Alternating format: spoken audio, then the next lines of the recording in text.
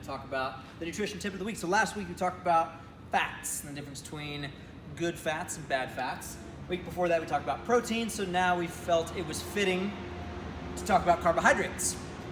Nutrition tip of the week today, as soon as this truck drives by, thank you, is that unlike proteins and fats, carbohydrates have the unique ability to drastically affect one's hormone levels, specifically insulin. So carbohydrates may support athletic performance, but the quote-unquote wrong carbohydrates, sugary bullshit, fake foods, consumed in large quantities over an extended period of time may lead to insulin resistance or type 2 diabetes. Now why this is important is because everyone is probably going to consume some sort of carbohydrate, some sort of fat, some sort of protein. Long ago, Greg Glassman mentioned carbohydrates and spoke to them in the sense that we should consume enough to where we can support our athletic performance, but not enough to store body fat. So what this means is if I properly load myself with carbohydrates, I may be able to support my athletic performance through the workout, through an adventure on the mountain, or whatever that is.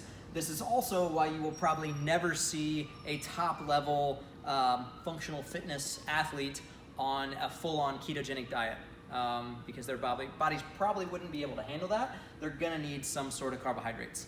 Does everyone need some sort of carbohydrates? Probably not, and that's very individualized. So realizing that if we can steer clear of these sugary bullshit fake foods, which have a tendency to really boost our blood sugar, which then in turn really boost our insulin, and then get our pancreas really pissed off at us over an extended period of time, and just kind of, pancreas does one of these and says, screw you, I'm not making insulin anymore, and now you have type 2 diabetes. That's not exactly how it works, but that's pretty much how it works.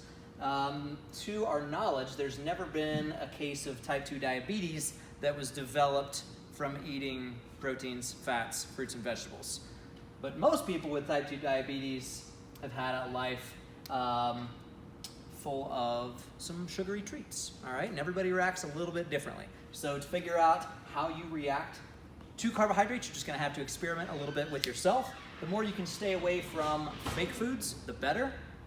And play around with maybe timing your carbohydrates. This is a little bit more of an advanced behavior, but letting your carbohydrates work for you versus against you. So if I am gonna have, we like to say, you know, a donut is not optimal, but the optimal time to have a donut is right after your workout. Because at that point, your insulin sensitivity is maximized and your body can pretty much soak it all in. It's gonna take it right to the liver, right to the muscles, and it's not gonna necessarily store it as much as body fat.